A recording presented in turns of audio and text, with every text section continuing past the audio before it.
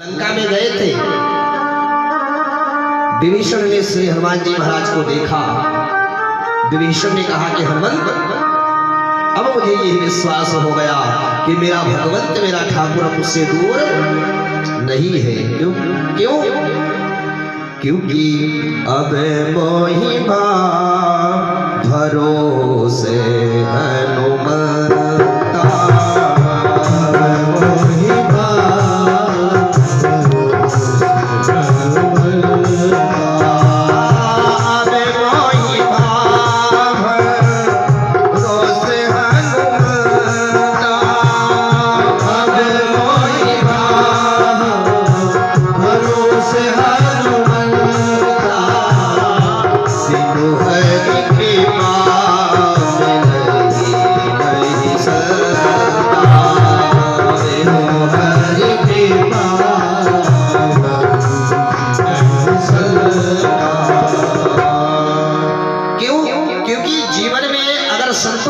हो जाए, सत्संग प्राप्त हो जाए तो यह समझ लीजिए कि मेरे ऊपर ठाकुर की विशेष कृपा है, भगवान की विशेष कृपा है।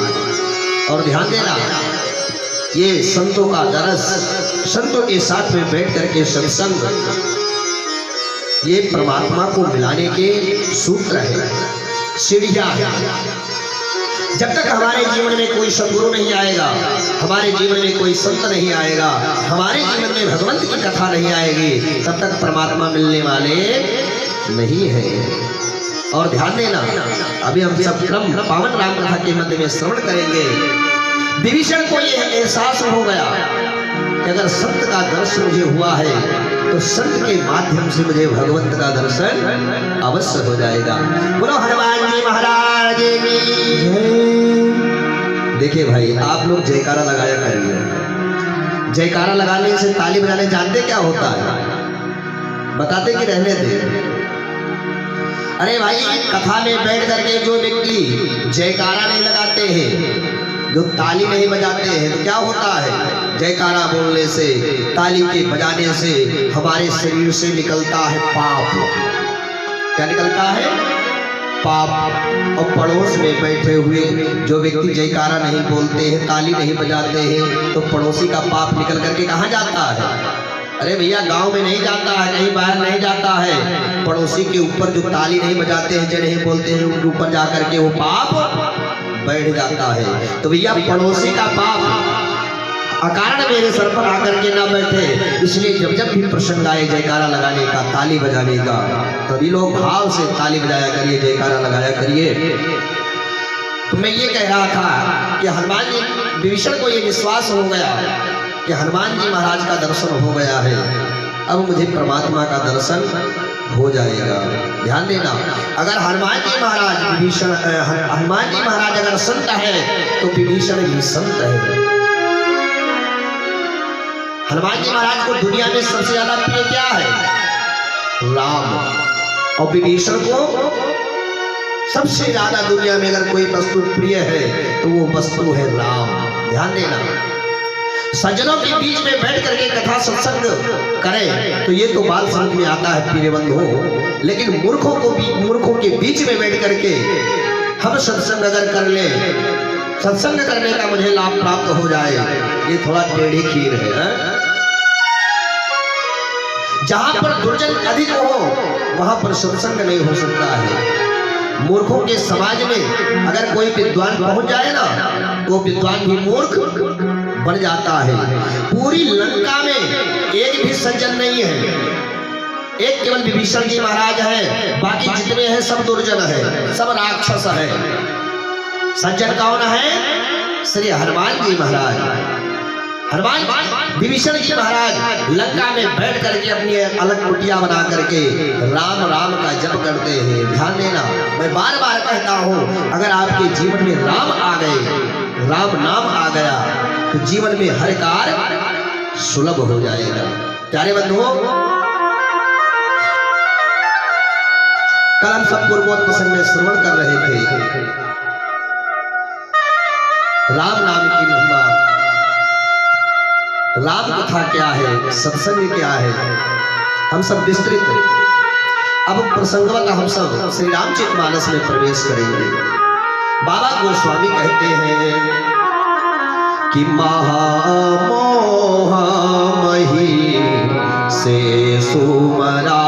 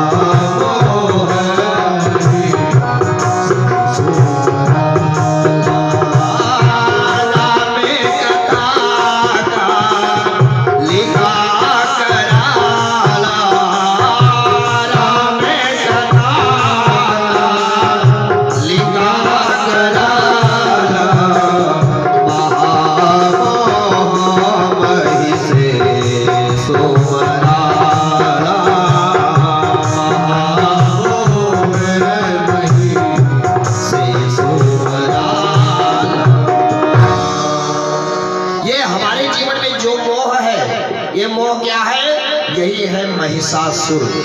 देखिए गोस्वामी तुलसीदास जी महाराज ने जब श्री रामचंद्र मानस की रचना किया ना, तो उन्होंने लिख दिया कि नाना पुराण निगमागम सम्मतम यद। ये मैं नहीं कह रहा हूँ, ये तुलसीदास नहीं कह रहा है। इस श्री रामचरित मानस को नाना पुराणों का मत, वेदों का मत, शास्त्रों का मत, जो वेदों में, पुराणों में, शास्त्रों में कहा गया है, अर्थात तो ये कह लीजिए कि ये श्री रामचरितमानस जो है ये पुराण सम्मत ग्रंथ है, ये वेद सम्मत ग्रंथ है। जो वेदों में कहा गया है, पुराणों में कहा गया है, शास्त्रों में कहा गया है। और प्यारे बंधुओं, दुनिया की कोई ऐसी वस्तु नहीं है जो श्री रामचरितमानस में ना हो। ये भगवान की कथा क्या है? यही है महिषासुर मर्दनी, अर्थात जिसको कहते हैं दुर्गा जी। दुर्गा जी ने क्या किया था? अरे भाई, महिषासुर नाम के राक्षस को उन्होंने वध किया था, उसका संहार किया था। उसी तरह से महामोह महिषेश मराला। हमारे जीवन का ये जो मोह है ना, ये क्या है? यही महिषासुर है। ध्यान देना, हम लोग किसके चक्कर में मारे जाते हैं? मोह के चक्कर में मारे जाते हैं। मैंने भजन का आशा छोड़ दिया, भगवान से दूरियां बना लिया। क्यों? क्योंकि मेरे साथ में परिवार जुड़ गया। पूरी जीवन मैंने परिवार के लिए, पूरा समय परिवार में मैंने लगा दिया। और परिवार में समय लगा दिया, ठीक है, अंत भला सो भला। बुढ़ापा आया तो कम से कम परिवार से मोह लोगों को दूर करना चाहिए। लेकिन जब जैसे बुढ़ापा व्यक्ति का आता जाता है, मोह और उसको बढ़ते जाता है। ध्यान देना, इसलिए जितने मेरी कथा में 60 वर्ष से ऊपर वाले बैठे हैं, अब 29 तारीख को कहाँ चलेंगे? मेरी साथ अयोध्या चलेंगे। क्या करने के लिए? वहां चल करके ठाकुर जी की सेवा करेंगे, सीताराम सीताराम करेंगे, ठाकुर जी का प्रसाद पाएंगे। प्रसाद पा करके अयोध्या में रह करके और मुक्ति प्राप्त कर लेंगे। लेकिन भैया, अगर इस महामोह रूपी महिषासुर के चक्कर में अगर आप पड़े रहेंगे ना, तो कल्याण होने वाला नहीं है। लेकिन ध्यान देना, यहाँ कथा हो रही है ना, अरे भैया, यहाँ पर कुछ नहीं रहेगा। जहाँ राम तह अवध निवासो, तहाँ भानु तह दिवस प्रकाशो। जहाँ सूर्य रहता है वहीं उजाला रहता है। जहाँ भगवान और भगवान की कथा रहते हैं वहीं तीर्थराज प्रयाग बन जाता है, श्री धाम अयोध्या बन जाता है। बोलो अयोध्या धाम की जय। ध्यान देना। अच्छा भाई, अयोध्या आप लोग चलेंगे कि नहीं चलेंगे? थोड़ा हाथ उठा दीजिए जो 60 वर्ष के ऊपर वाले, उनके बाल पक गए हैं। लो भैया, एक गोविंदर जी हमारे पुराने जजमान हैं भूतपूर्व, ये तैयार है। अच्छा, आप लोग चर्राव में ही रहेंगे? बाप रे बाप। चलिए, आप लोग नहीं चाहेंगे तब भी मैं आपको महिषासुर मोह को मर्दन करने के लिए मैं कालिका रूपी पावन श्री राम कथा श्रवण करा करके आप सबका यहीं पर मैं कल्याण कर दूंगा। बोलो रामचरितमानस भगवान की जय। देखिए, राम कथा की बड़ी महिमा गाई गई है। संतों ने अपने अपने भाव से, किसी ने कहा कि राम कथा सुंदर कर तारी, संशय विहन उड़ावन है। क्या है ये? श्रोता और वक्ता दोनों यही ताली है, जिनके कथा कहने और श्रवण करने मात्र से हमारे जीवन में जो संशय रूपी पक्षी बैठा हुआ है वो निकल करके भग जाता है। ध्यान देना। एक कथा ने कहा कि राम कथा मंदाकिनी चित्रकूट चितचारु तुलसी सुभग स्नेह वन सिया रघुवीर विहार। राम कथा क्या है? यही मंदाकिनी है, चित्रकूट में विराजमान है। चित्रकूट चितचार, और जो हमारा ये चित्त है ना, यही चित्रकूट है। और ये जो संसार है, गोस्वामी तुलसीदास जी महाराज कहते हैं कि इन संसारियों के द्वारा मुझे डसा गया। ध्यान देना, नेवला कभी भी सर्प को पा जाए ना तो सर्प को खा लेता है, और खाने के बाद में घर की ओर नहीं भागता है, गांव की ओर सीधा वो कहाँ जाता है? जंगल की ओर जाता है, क्योंकि उस नेवले को ये पता है कि सर्प के विष को खत्म करने के लिए जड़ी बूटियां कहाँ मिलेंगी। जाकर के उस जड़ी बूटियों को सूंघ लेता है, सर्प का विष खत्म हो जाता है। बाबा का गोस्वामी कहते हैं ये मंदाकिनी रूपी कथा में ये जो हमारा चित्रकूट है, यही चित्त ही चित्रकूट है। और इस संसार रूपी विषय में आकर के सर्प के द्वारा मुझे डस लिया गया, इसलिए मैं कहाँ गया? अरे भाई अपने चित्त में गया, क्योंकि मेरे चित्र में थे मेरे ठाकुर जी, और भगवान से बड़ी इस दुनिया में कोई औषधि नहीं है। तो मैं कहाँ आया हूँ? अरे चित्त में अपने ठाकुर जी का दर्शन कर करके इन संसारियों के द्वारा जो मुझे डसा गया है, मैं उसका निर्माण कर रहा हूँ। मेरे कहने का मतलब है, संतों ने अलग अलग भाव बताए हैं। श्री राम कथा की बड़ी महिमा है। अपने पास में समय क्रम से 7 दिन बचा हुआ है, तो मैं सोच रहा हूँ कि संपूर्ण रामचरितमानस की कथा, वैसे भगवान की कथा तो अनंत है, लेकिन अधिक से अधिक प्रसंग आपको श्रवण करने का लाभ प्राप्त हो। तो आइए हम सब लोग चलते हैं, प्रसंग की ओर अग्रसर होते हैं।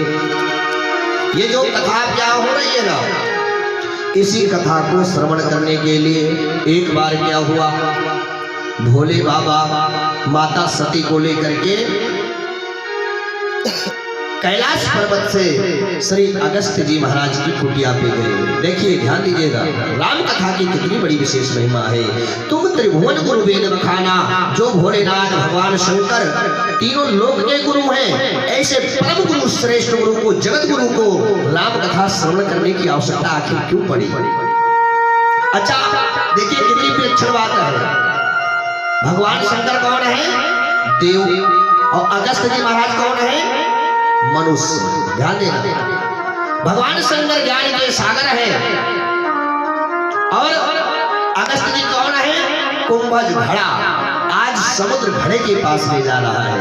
अच्छा एक बात बताइए, समुद्र घड़े के पास में जाए और घड़े से कह दे कि भाई थोड़ा मुझे जल पिला देना, ये बात शोभा देगी क्या? अरे भाई ये बात अच्छी लगेगी क्या? क्योंकि समुद्र में तो अथाह जल भरा हुआ है, फिर उसको घड़े से जल मांगने की क्या आवश्यकता पड़ी? यही बात समझने वाली है प्यारे बंधुओं, ये पावन श्री राम कथा की महिमा है। और बाबा गोस्वामी लिखते हैं, एक बार ताजुग माही, एक बार ताजुग माही, हो गए को भजरी सिपाही, सब हो गए को भजरी सिपाही। भोले बाबा कथा सुनने के लिए तो अगस्त्य जी के पास में आए, लेकिन अकेले नहीं आए। दुनिया में सबसे सच्चा पति वही है जो अपनी पत्नी की कथा सुनने के लिए लेकर के आए। ध्यान ना, भोले बाबा क्या हुआ? संग सती जग जननी भवानी, संग सती जग जननी भवानी, पूजनी सिंह अखिलेश्वर जानी, पूजनी सिंह अखिलेश्वर जानी। त्रेता युग में एक बार भगवान शिव माता सती को लेकर के, क्योंकि कथा का नियम है, आप सब जानते नहीं है, कथाएं तो आपके यहाँ होती रहती है। आप सबका जब विवाह हुआ था ना, तो विवाह के समय में सप्तवचन होता, सप्तपदी होता है, 7 और 5 वचन उसमें पंडित जी बताते हैं।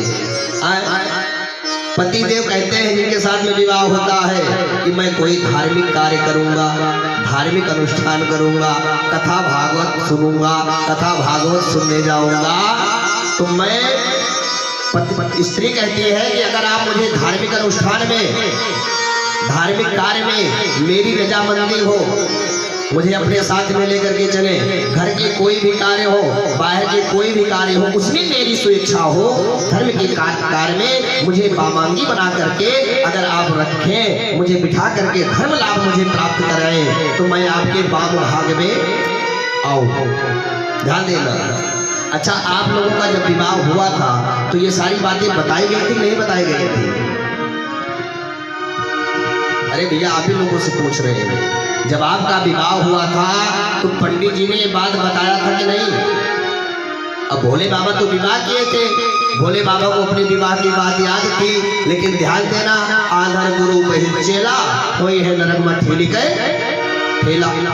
साहब, बड़ी दुर्दशा है। देखिए, मैं कभी कभी कुछ ऐसा बोल देता हूँ, उसका लोगों को बुरा लगे, लेकिन एक बार मैं बोल दूंगा ना, तो अब आपके गांव में जितने विवाह होंगे सबको सप्तपदी सुनने के लिए जरूर मिलेगा।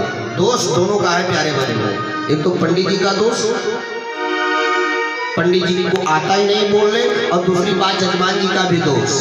जयमाल में 4 घंटे पंडित जी से कहेंगे पंडित जी थोड़ा जल्दी ही विवाह करा दीजिए, लेकिन ध्यान देना, जिस दिन मेरा विवाह होता है उस दिन विवाह नहीं होता है प्यारे बंधुओं, उस दिन से मेरे जीवन की नई पारी की शुरुआत होती है। और अपने यहाँ जो वैदिक रीति से विवाह होते हैं ना, विवाह में हर वस्तु का एक अपना अपना अलग अलग महत्व होता है। तो भोले बाबा ने क्या किया, माता सती को लेकर के कैलाश पर्वत से उतर करके आ जाए अगस्त जी के पास में। भोले बाबा आए, अगस्त जी महाराज ने देखा, हाथ जोड़ करके प्रणाम किया। भोले बाबा ने अगस्त जी को प्रणाम किया। ध्यान देना, अगस्त जी भोले बाबा को प्रणाम करते तो ये बात तो ठीक थी, लेकिन भोलेनाथ ने इसको प्रणाम कर लिया, अरे महात्मा को प्रणाम कर लिया। माता सती की बात गले से नीचे नहीं उतरी। कहा ये देवों के देव महादेव मेरे भोलेनाथ, और कहा ये महात्मा जटाधारी त्रिपुंडधारी इसको प्रणाम कर रहे हैं। और ये जो अगस्त है ना, ये मुझको पहले ही प्रणाम कर रहा है, भोले बाबा को पहले ही प्रणाम कर रहा है, तो ये राम कथा क्या श्रवण कराएगा? ध्यान देना। सती के मन में तर्क कुतर्क चलने लगा। गोस्वामी तुलसीदास जी महाराज कहते हैं कि राम कथा मुनि वर्ज वखानी सुनी महेश। ध्यान देना, राम कथा मुनि वर्ज वखानी, विद्वता पूर्ण कथा अगस्त जी महाराज ने श्रवण कराया, लेकिन सुनी महेश, केवल शंकर जी ने सुना, परम सुख मानी। श्री राम कथा को सुन करके शंकर बाबा को परम आनंद की अनुभूति हुई, लेकिन माता सती ने भगवान की कथा को नहीं श्रवण किया। भोले बाबा ने कथा सुना। भोले बाबा ने कहा कि अगस्त जी, आपने मुझे राम कथा सुनाया है, मेरी हार्दिक इच्छा है कि मैं आपको कुछ दक्षिणा दे दूं। क्यों? क्योंकि कथा सुनने के बाद में, पूजन करने के बाद में, यज्ञ करने के बाद में दक्षिणा देना बहुत ही आवश्यक होता है। क्यों? यज्ञस्य पत्नी दक्षिणा, क्योंकि यज्ञनारायण भगवान की पत्नी का नाम क्या है? दक्षिणा। अच्छा बताइए, किसी की पत्नी किसी को मिल जाए तो उसको खुशी होगी कि नहीं होगी? अरे भाई, किसी की पत्नी कहीं चली गई हो और संयोग से वो आ जाए तो व्यक्ति खुश हो जाएगा कि नहीं खुश होगा? खुश हो जाएगा। तो यज्ञ नारायण भगवान की पत्नी लक्ष्मी को जब हम देते हैं तो नारायण भगवान प्रसन्न हो जाते हैं। अगस्त जी महाराज ने कहा कि भोलेनाथ, मुझे कुछ नहीं चाहिए, मुझे तो राघव के चरणों की भक्ति दे दीजिए, केवल भगवान की भक्ति मुझे दे दीजिए। अगस्त जी महाराज ने जब कहा, भोले बाबा ने अगस्त जी को परमात्मा की भक्ति को प्रदान कर करके और वहां से निकल पड़े। उसी समय मर्यादा पुरुषोत्तम भगवान श्री राम 14 वर्ष के लिए वनवास काल की यात्रा में थे। भोलेनाथ ने समझ लिया कि सती ने कथा नहीं सुनी है। क्यों? क्योंकि इसके अंदर में संशय हो गया है। ध्यान देना, इसके अंदर में एक महात्मा, मैं आया तो महात्मा ने मुझे प्रणाम किया, तो इसमें संशय की क्या बात है? इसमें तो उस महात्मा का इतना बड़ा बड़प्पन है। श्रेष्ठता है कि वो इतना बड़ा ज्ञानी जिसके द्वारा मैं राम कथा सुनने के लिए जा रहा हूँ, उसने मुझे प्रणाम किया। तो इसको लगा कि ये महात्मा पहले प्रणाम कर रहा है तो कथा क्या सुनेगा, इसलिए उसने गलत अर्थ लगाया था। भगवान शंभु ने सोच लिया अब सती के संशय को दूर ही करना है। मर्यादा पुरुषोत्तम भगवान श्री राम जंगल में माता मैदेही का हरण हो चुका था। माता सीता जंगल में गायब हो गई थी, किसी ने हरण कर लिया था। प्रभु श्री राम लताओं से, बट से, वृक्षों से लिपट लिपट करके पूछ रहे थे कि हे खग मृग हे मधुकर से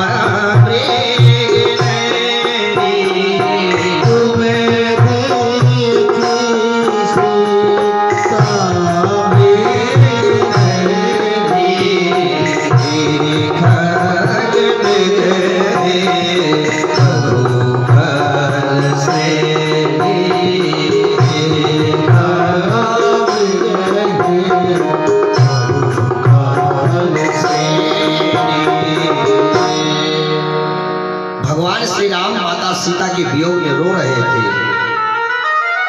भगवान पेड़ों को देखते ना, पेड़ों को देख करके लिपट जाते थे, लिपट करके सीधे सीधे करके रो रहे थे। खग से पूछते, पक्षियों से पूछते, पशुओं से पूछते, भाई आपने मेरी सीता को देखा है? ऐसे कर करके भगवान लीला मंचन कर रहे थे, रो रहे थे। सती ने ये बात देख लिया। क्यों? क्योंकि प्रभु श्री राम उसी रास्ते में रो रहे थे। भोले बाबा माता सती को लेकर के रास्ते से जा रहे थे और भोले बाबा ने एक वहां पर गलती कर दिया। क्या? भोले बाबा ने प्रणाम कर दिया। क्या कहा? जय सच्चिदानंद जग पावन, जय हो सच्चिद आनंद को प्रदान करने वाले प्रभु, आपको प्रणाम। शिव का प्रणाम स्वीकार करें, शिव का प्रणाम, शंकर का प्रणाम स्वीकार करें। माता सती फिर भोले बाबा को देखने लगी। एक तो महात्मा ने मुझे प्रणाम किया, तब राम कथा सुनाया, और एक ये बनवासी जो जंगल में वृक्षों से पूछ रहा है अपनी स्त्री के लिए कि मेरी स्त्री को देखा है, आप इसको प्रणाम कर रहे हैं, भोलेनाथ ये कौन है? भोलेनाथ ने कहा कि देवी ये कोई और नहीं है, स्वयं मम इष्ट देव रघुवीरा, ये मेरे वही इष्ट है जिनका मैं निरंतर अपने हृदय में वास कराता हूँ, जिनका मैं निरंतर जप करता हूँ, लाल समाधि अखंड अपारा, ये वही मेरे भोलेनाथ है। सती मैया ने कहा ना, मैं तो नहीं मानूंगा, मैं ये बात मानने वाली नहीं है भोलेनाथ। अगर ये भगवान होते तो भगवान को ये नहीं पता होता कि मेरी पत्नी को कौन हरण करके ले गया, चुरा करके ले गया। बोले बाबा आप बोलते तो हैं लेकिन आपकी बातें मेरी समझ में नहीं आती है। अच्छा बात भी सही है, सती भी अपनी जगह पे ठीक है, गलत नहीं है। जो भगवान हो वो भगवान वृक्षों से लिपट करके पूछ रहा है, पशुओं से पूछ रहा है, पक्षियों से पूछ रहा है कि भाई आपने मेरी सीता को देखा है? क्या पशु बता सकता है? नहीं बता सकता है। पक्षी बता सकती है? नहीं बता सकती है। वृक्ष बता सकता है? नहीं बता सकते, बोल सकते हैं, लेकिन जो अपनी स्त्री के वियोग में लिपट लिपट करके पूछ रहा है ये भगवान नहीं हो सकते। सती माता के अंदर में पुनः संशय हो गया। ध्यान देना, सती ने सर्वप्रथम गलत एक संत का, एक कथावाचक का गलत अर्थ लगा लिया। अगस्त जी के द्वारा सुनाई गई श्री राम कथा को नहीं सुना। दूसरी गलती भोले बाबा ने समझाया कि ये मेरे प्रभु है, सती ये मेरे इष्ट है। यहाँ पर सती ने दूसरी गलती कर दिया। भोले बाबा से कहने लगी भोले बाबा मैं तो नहीं मानने वाली, और दुनिया में दो हट ऐसे होते हैं साहब, और इनसे तो नारायण, इसको नारायण भी नहीं पार कर सकते। एक बाल हट और दूसरा स्त्री हट। एक बार क्या हुआ, जैसे अपने यहाँ 24 तारीख को कलश यात्रा निकलेगी ना, शोभा यात्रा, इसी तरह से गांव में शोभा यात्रा निकली हुई थी और साथ में हाथी जा रहे थे, घोड़े जा रहे थे। एक छोटे से बच्चे ने हाथी को देख लिया और संयोग से एक कटोरी हाथ में लिया। अब वो रोने लगा कि जो हाथी जा रही है उसको लाकर के इस कटोरे में रख दो। घर वाले बहुत परेशान, बालक शांति ही ना हो। बहुत समय बीत गया। एक महात्मा उधर से निकले। महात्मा ने कहा कि भाई आपका बालक क्यों रो रहा है, इसके रोने का क्या कारण है? घर वालों ने कहा कि महाराज क्या बताऊं, ये बच्चा हट कर लिया है, ये कह रहा है कि जो हाथी जा रहे हैं उस हाथी को इस कटोरी में ला करके रख दीजिए। महात्माओं के पास में जुक्ति होती है, संत के पास में जुक्ति होती है। महात्मा ने कहा ठीक है कोई बात नहीं है, अगर बच्चे का हट है ना तो हट ऐसे जाने वाला नहीं है जब तक इसको हाथी नहीं मिल जाएगा। महात्मा ने कहा कि भाई जाकर के एक मिट्टी की हाथी ले आइए और मिट्टी की हाथी ला करके कटोरे में रख दीजिए। मिट्टी की हाथी को लाया गया, कटोरे में रखा गया। बच्चे ने जब देखा कि वो हाथी जो जा रही तो मेरे कटोरे में आ गए, बच्चा खिलखिला करके हंस पड़ा। दुनिया में दो हट बहुत ही साहब संघर्ष नहीं किया जा सकता है और नहीं इनको पार पाया जा सकता है। एक है स्त्री हट और एक है बाल हट। सती ने हट कर लिया, बोले बाबा मैं नहीं मानूंगी। आप भगवान मान रहे हैं ना, आपके भगवान आपको मुबारक, मैं नहीं मानने वाली। भोलेनाथ ने कहा कि देवी जिनकी हम पावन श्री राम कथा सुन करके आ रहे हैं ना, ये वही मेरे प्रभु श्री राम है। सती ने कहा कि भोले बाबा मैं कैसे विश्वास करूं? तो भोले बाबा ने कहा कि देवी एक काम करो, अगर आपको विश्वास नहीं है कि ये भगवान नहीं है तो जाकर के इनकी परीक्षा ले लो। सती ने कहा हाँ भोलेनाथ ये बात तो मेरी समझ में अच्छी लगी। मैं जाऊंगी परीक्षा लेने, अगर ये कोई बनवासी होंगे, कोई राजर्षि होंगे तो मैं इनकी परीक्षा लेकर के ही रहूंगी। भोले बाबा के पास से सती परीक्षा लेने के लिए निकली। इधर भोले बाबा एक बड़े वृक्ष के नीचे आसन लगा करके बैठ गए। बैठ करके भोले बाबा भजन करने लगे। ध्यान देना, सती ने पहली गलती किया कि एक संत के द्वारा राम कथा नहीं सुनी। दूसरी गलती की भोलेनाथ ने बार बार समझाया लेकिन सती की बात ये समझ में नहीं आई। तीसरी गलती अब सती की कि भोले बाबा ने कहा कि मेरे इष्ट है, मेरे प्रभु है, मेरे भगवान है, लेकिन आज सती भगवान की परीक्षा को लेने के लिए जा रही है। ये सती के जीवन की तीसरी गलती थी। सती ने सोचा ये जो राजकुमार रो रहा है ना ये कौन है? अरे भाई किस लिए रो रहा है? ये राजकुमार अपनी पत्नी के लिए रो रहा है। इसकी पत्नी कौन है? सीता। सीता हो गई है गायब, उसी के वियोग में रो रो करके जंगल में भटक रहा है। और मैं क्या करूंगी? मैं अभी बन जाऊंगी सीता। क्या बन जाऊंगी? अरे भाई आप सबको कथा समझ में आ रहा है कि नहीं आ रहा है? सती ने सोचा कि सीता के वियोग में टहल रहा है, घूम रहा है, रो रहा है, अब मैं बन जाऊंगी सीता। मैं जाकर के सामने खड़ी हो जाऊंगी तो ये पकड़ करके मुझे अपने गले से लगा लेंगे। सीते तू कहाँ गई थी, हाल चाल पूछने लगेंगे। सती की सीता करवे सा। सती ने अपने जीवन में चौथी गलती कर दिया। ध्यान देना, और ये दुनिया की सबसे बड़ी गलती है। दुनिया में सबका सब कुछ तो बना जा सकता है लेकिन कोई किसी का पति नहीं बन सकता है, कोई किसी की पत्नी नहीं बन सकता है। अच्छा बात भी सही है। गांव में किसी के पिताजी गायब हो जाएंगे तो बेटा रो मत, समझ लो कि बाप हम ही है आपके। कहते हैं ना भाई आपके ही है, बेटे आपके ही है, कोई नहीं कहता कि मैं आपका पति बनूंगा, आपकी पत्नी बनूंगा। सती ने सीता का वेश धारण कर लिया। प्रभु श्री राम लक्ष्मण भैया रोते हुए जा रहे हैं, बिलखते हुए जा रहे हैं। अब सती क्या कर रही है? जिधर से प्रभु श्री राम जा रहे हैं उनके सामने सती आकर के खड़ी हो जा रही है। लेकिन प्रभु श्री राम जान रहे हैं, क्यों? क्योंकि मेरे परमात्मा तो अंतर्यामी है ना। भगवान ने समझ लिया कि माता सती आज परीक्षा लेने के लिए आई हुई है, परीक्षा भी देना है, क्योंकि अगर आज परीक्षा में मैं फेल हो गया तो भोलेनाथ की बदनामी होगी, भोलेनाथ की बेइज्जती होगी। इसलिए आज अच्छे मार्क्स लेकर के आने हैं, अच्छे नंबर लेकर के आने हैं परीक्षा में।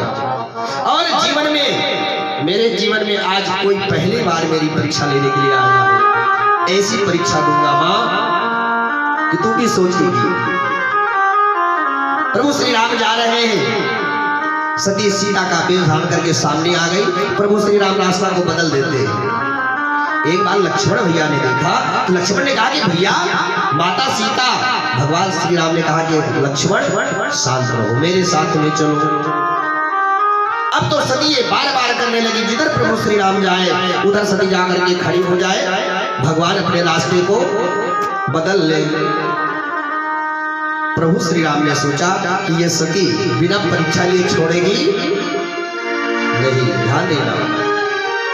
इस बार सती के सामने प्रभु श्री राम उपस्थित हो गए और कहने लगे क्या कि कहूं बहोरे कहा वृष के तू, कहूं बहोरे कहा वृष के तू, कहूं बहोरे कहा वृष के तो, बिपिन अकेली फिरहु मेरी है तो, बिपिन अकेली फिरहु मेरी है तो।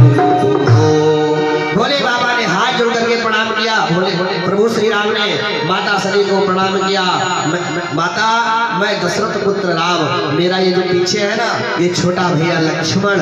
अरे भैया आज इस तरह से जंगल में अकेले क्यों भटक रही हो? जंगल में अकेले कहाँ बहोर कहाँ बिस्के तू। भैया आज बहुत दिनों के बाद में आपको मैंने भोले बाबा से अलग घूमते हुए देखा है।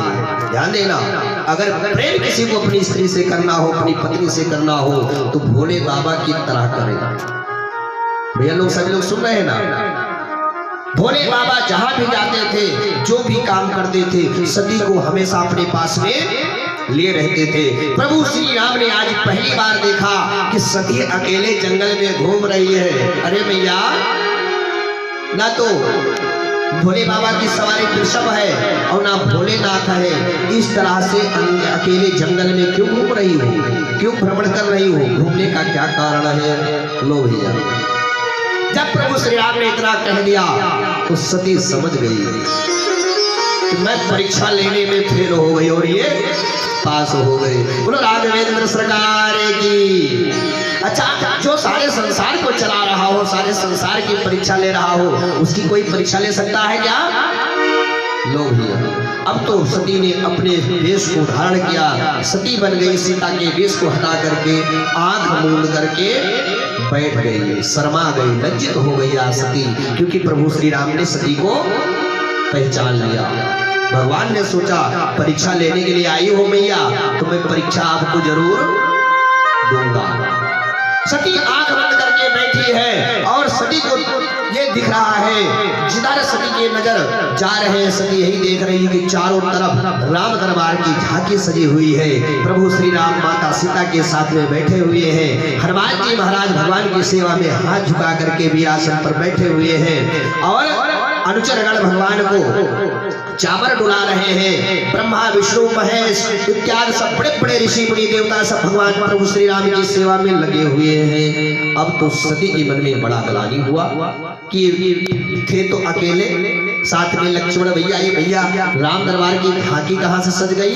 सती को बड़ा पश्चाताप हुआ, लेकिन सती ने सोचा स्त्रियों की एक आदत बहुत गंदी होती है, बात को छुपाने में बहुत बहुत बहुत ही चतुर होती है। सती ने सोचा कि मैं यहाँ आई हूँ, मैं परीक्षा तो ले लिया, लेकिन परीक्षा में मैं फेल हो गई, लेकिन ये बात मैं भोले बाबा से नहीं बताऊंगी। और ध्यान देना, दुनिया में सबसे बड़ा पाप यही है कि अगर आपने अपने पति से कोई बात छुपा लिया तो दुनिया में उससे बड़ा पाप कोई नहीं है। इसलिए सभी स्त्रियों को चाहिए, अच्छा हो या बुरा हो, अपने पति को सारी बात बता देना चाहिए। तो भैया सती का ये कौन सा गलती था?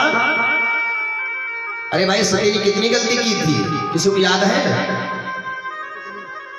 नहीं याद है?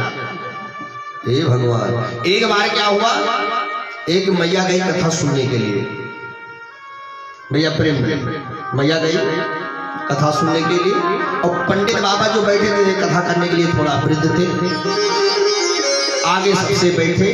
जितनी देर पंडित बाबा कथा करें मैया उतनी देर बैठ करके रोती रहे, केवल रोती रहे बस। पंडित जी ने सोचा कि एक ही श्रोता कैसे मुझे मिले जो भाव से कथा श्रवण कर रही है। तो स्वाभाविक है अगर जो कथा के रसिक होते हैं तो कथावाचक और श्रोता का एक अलग प्रेम होता है। मैया को बुला करके एक दिन प्रसाद दे दिया बाबा ने। मैया दूसरे दिन आई, जब आए बाबा की कथा सुने और रोना, जैसे कथा शुरू हो रोना आरंभ कर दे। प्यारे बंधुओं क्या हुआ, एक दिन बाबा ने सोचा कि चलो इस मैया से मैं पूछता हूँ कि आखिर में मैया रो क्यों नहीं है, रोती क्यों रहती है कथा में। मुझे लगता है भगवान की बहुत बड़ी भक्त होगी। आज इसको फूल माला प्रसाद में सब इसको प्रदान करूंगा। मैया को पंडित बाबा ने बुला लिया। पंडित बाबा ने कहा कि मैया कथा तो सब सुनते हैं, लेकिन जिस तरह से आप कथा सुनती हो इस तरह से कथा कोई नहीं सुनता है। मैं देखता रहता हूँ कि आप 4 घंटे रोती रहती हैं, जितनी देर मेरी कथा चलती है उतनी देर आप रोती रहती है, थके हैं मैया। मैया ने कहा कि बाबा ऐसी बात नहीं है, तो क्या बताऊं।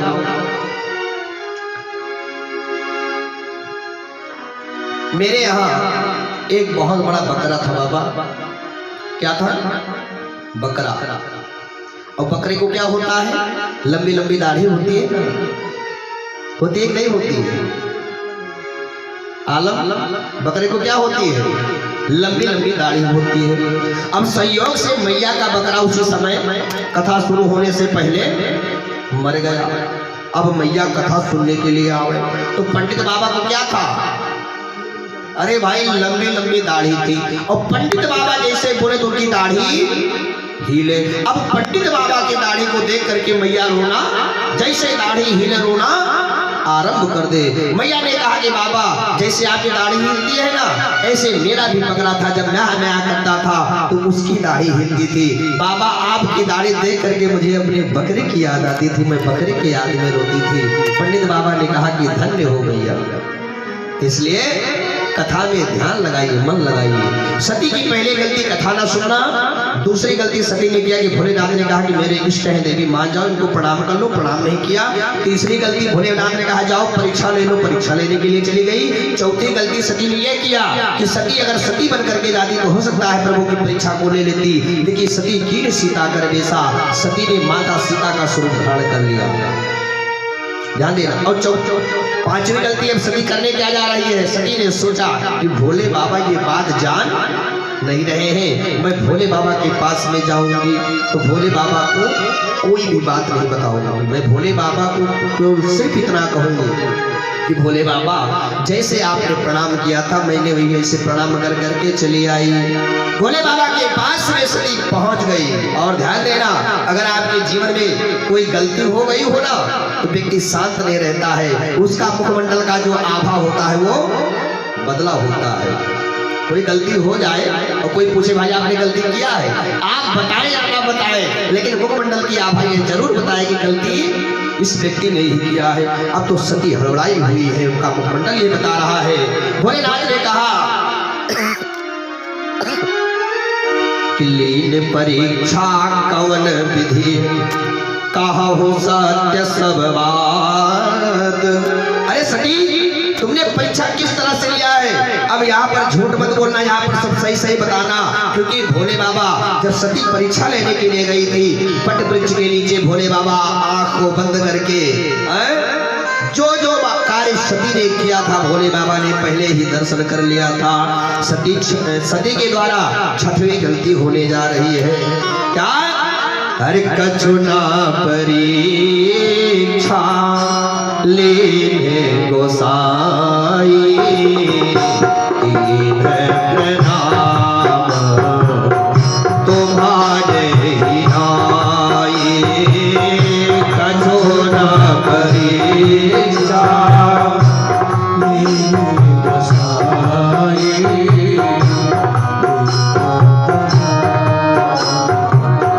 तुम्हारे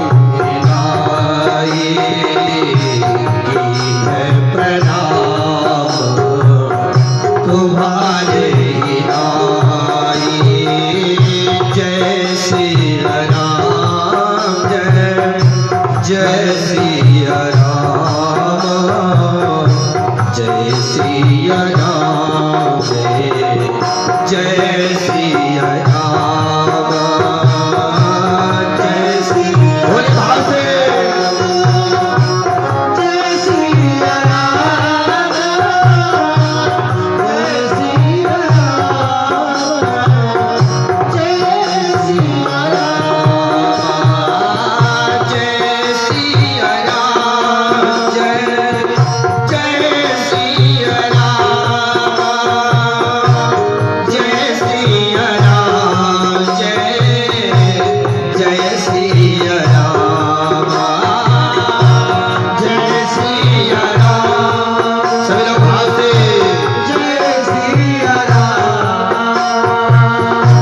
जय सिया राम जय सिया राम कछु न परीक्षा लेने को साई कीन प्रणाम तुम्हारे गिराई कीन प्रणाम तुम्हारे गिराई।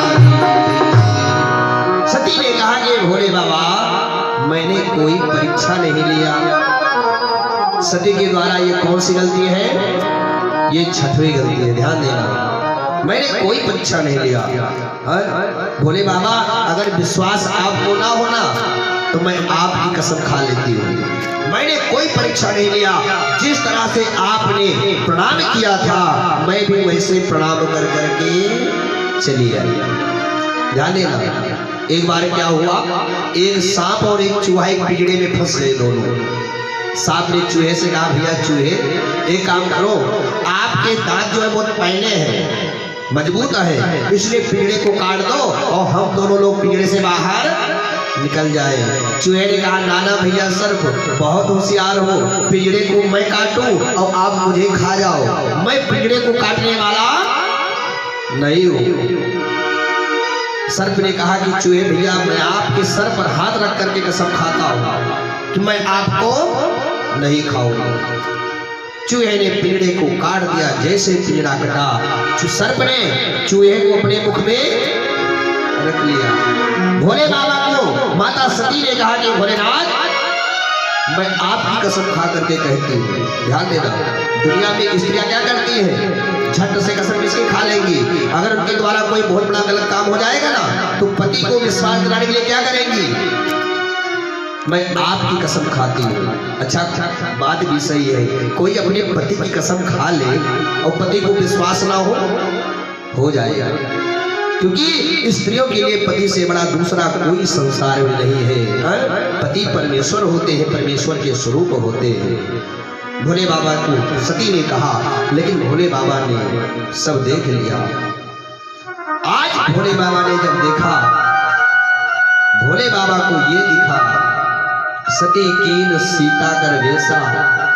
भोले बाबा ने सोचा कि ये सीता कौन है, मेरे प्रभु श्री राम पिता है और ये माता सीता मेरी माँ है। अब जो करो सती सन प्रीति मिटे भगत पथ होई अनीति। ये तो बहुत बड़ा मेरे द्वारा अत्याचार हो जाएगा अगर मैं सती के साथ में गृहस्थ आश्रम का भोग करूंगा। तो क्या हुआ, शिव संकल्प कीन मन माही, यही तन सती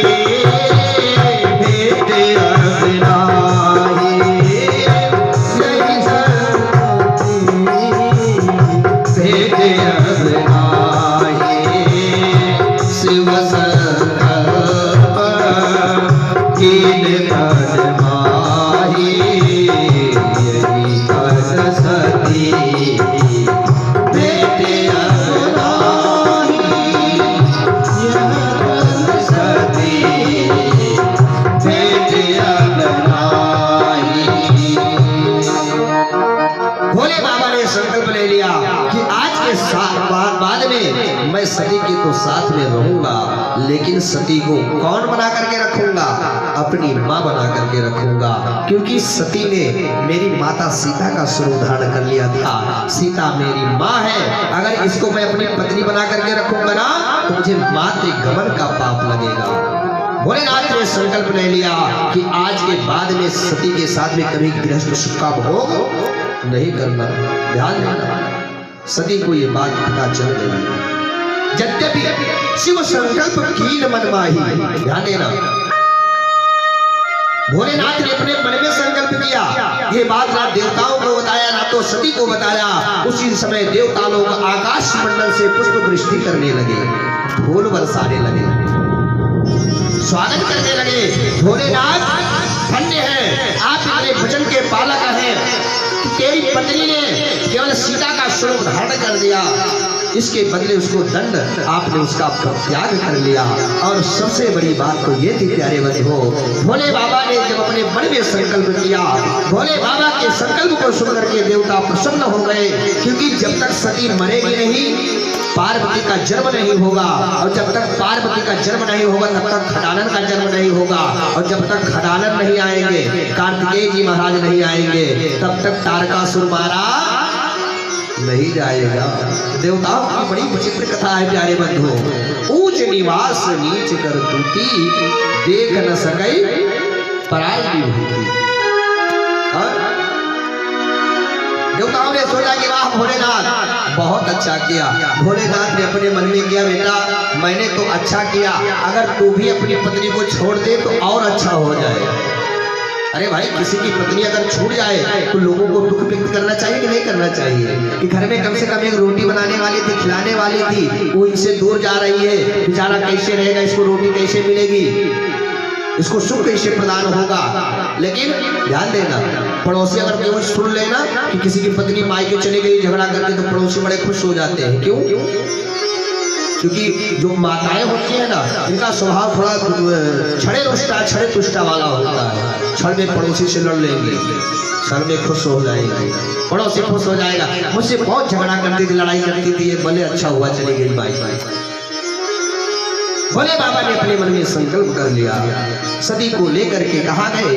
कैलाश पर्वत पर लेकर के गए। भोले बाबा ने सोचा कि अभी तक थी मेरी पत्नी, बैठती थी मेरे बगल, लेकिन अब मेरी पत्नी नहीं है, ये सती मेरी माँ हो गई है। ध्यान देना, ये राम कथा है, अगर आपका ध्यान थोड़ा भटकेगा ना तो कथा में भी आप भटक जाएंगे।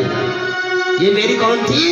पत्नी। जब तक पत्नी थी मैं अपने बाम भाग में बिठाता था, बाएं हाथ पे आसन लेकर के बिठाता था, लेकिन ये मेरी हो गई है माँ। माँ को तो सामने बिठाना चाहिए। भोले बाबा अपना तो बैठ गए और एक चर्म आगे डाल दिए, सती को बिठा दिए। शंकर सन्मुख आसन दीन्हा। भोले बाबा ने सामने सती को बिठा करके और राम कथा सुनाना आरंभ कर दिए। अरे जय जय राम कथा, हो जय श्री राम कथा, हो जय जय राम कथा,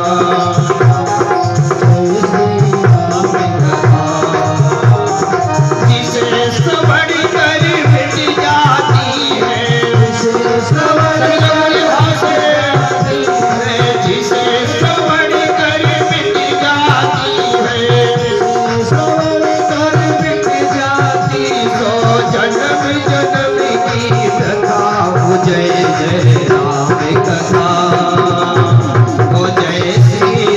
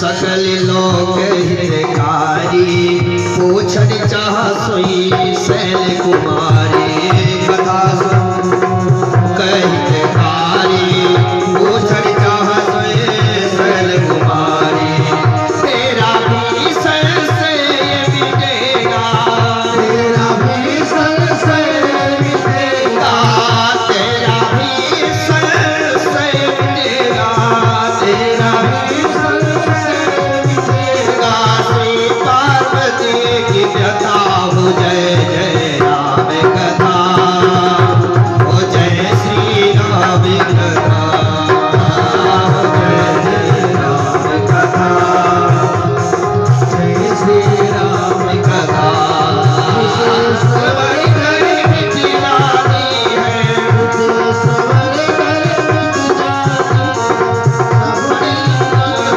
कथा हो जय जय राम कथा हो जय श्री राम कथा हो जय जय राम कथा हो जय श्री राम कथा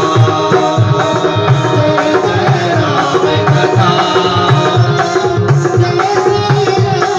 कथा बोले रामचरितमानस भगवान की जय।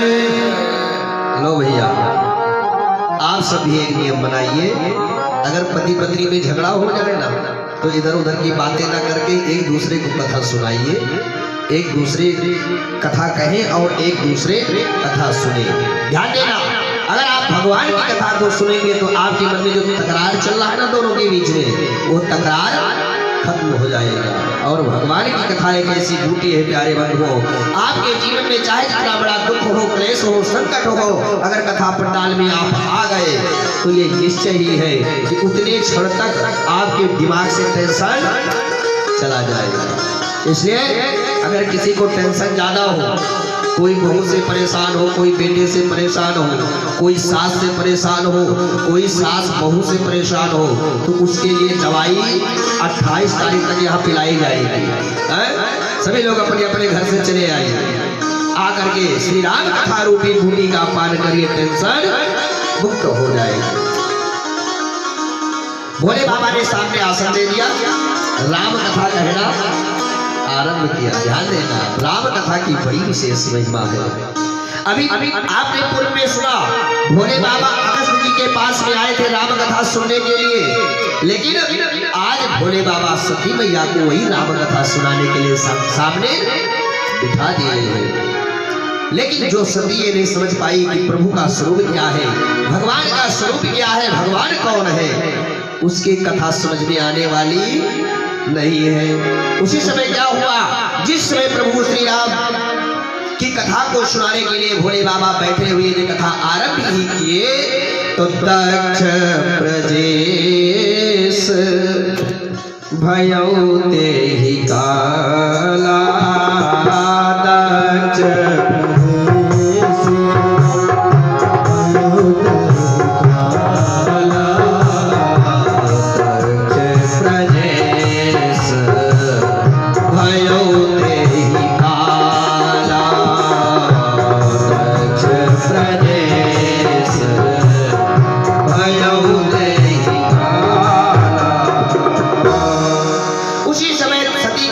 दक्ष ने यज्ञ ठान लिया था, क्योंकि दक्ष को प्रधानमंत्री बना दिया गया था। दक्ष ने सोचा, एक बार क्या हुआ, जब दक्ष को प्रधानमंत्री बना दिया गया तो प्रधानमंत्री शपथ समारोह चल रहा था, सम्मान समारोह चल रहा था। सारे देवी देवता पहुंचे हुए थे। कहाँ पे? अरे भैया, दक्ष प्रदेश के यहाँ पहुंचे हुए थे सम्मान करने के लिए, साधुवाद धन्यवाद देने के लिए, बधाइयाँ देने के लिए। भोले बाबा भी गए थे बधाइयाँ देने के लिए, क्योंकि सती कौन है, दक्ष की पुत्री है। तो भोले बाबा ने भी सोचा, चलो अपने ससुर जी को, मेरा ससुर और किसी का ससुर दुनिया में प्रधानमंत्री हो जाए, कितनी गर्व की बात होगी। चल करके अपने ससुर को थोड़ा बधाई दिया है, मेरे ससुर प्रधानमंत्री बन गए हैं, भोले बाबा गए। लेकिन भोले बाबा की एक कमी है, दुनिया की सबसे बड़ी कमी है भोले बाबा की, कि भोले बाबा जितने समय तक संसार में काम रहता है तब तो संसार में रहते हैं, जैसे संसार से काम खत्म होता है लाल समाधि अखंड अपारा, भोले बाबा की समाधि लग जाती है। दक्ष को आने में देर हो गया सभा में, इसलिए भोले बाबा को भोले बाबा राम नाम में मस्त हो गए। ध्यान देना, किसमें? राम नाम में मस्त हो गए, राम राम करने लगे, आंख को बंद कर लिए। आंख को बंद करने के पश्चात कुछ ही समय के बाद